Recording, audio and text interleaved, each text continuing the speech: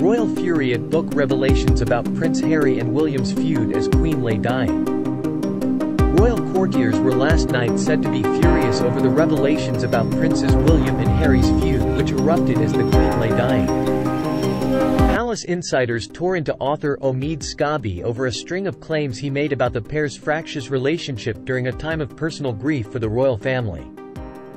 The writer, who was previously briefed by Meghan for another of his books, alleges William ignored Harry's calls as he desperately tried to get to the late Queen's bedside. He said there was no proof Charles phoned his youngest son during his grand's dying moments.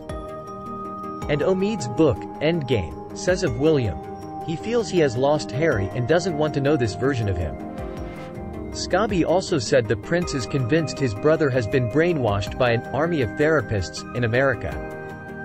A royal insider said, "It appears no matter what happens behind closed doors, even in a time of such pain and grief, that where the royal family are concerned, it will one day emerge." Nothing is off limits with William and Kate appearing to be this author's #1 target.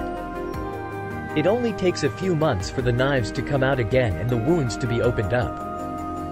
By having an excerpt of his book published, Scobie overshadowed Kate's launch of a conference on her campaign for children and their families yesterday. Royal fans speculated details from the book had been timed to mar Kate's work, a point regularly leveled at the Sussexes over events. During the King's 75th birthday on Tuesday, rare pictures of the Duchess out with a friend were released. And Meghan revealed she was pregnant with her first child as Princess Eugenie wed in 2018. Highly personal details about the Queen's death last year outlined in the book could only have come from someone present. US-based Harry, 39, and Meghan, 42, had coincidentally been on a rare trip to the UK. The book claims Harry was told by Charles to go to Balmoral immediately as the Queen's final hours neared. It says, Harry sent a text message to his brother asking how he and Kate planned to get to Scotland and whether they could travel together. No response. Scobie claims a source said, William ignored him.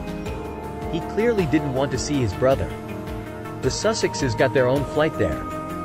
The book, out next week, claims Harry learned of the Queen's death publicly while in the air. It states, the palace claimed Charles tried to call Harry.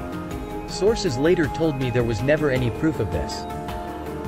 Endgame paints Harry as a constant victim, saying he was snubbed from a family gathering at Burkhall on the night the Queen died on September 8.